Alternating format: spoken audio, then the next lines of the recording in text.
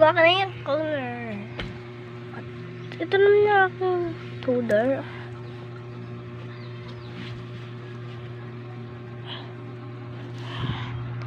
Okay, next tudor ay is heart. Heart ang ating next tudor. Ayan, so heart.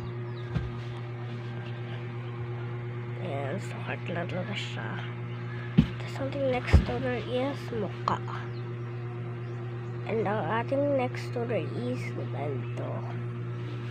Yan ang ating next tudor.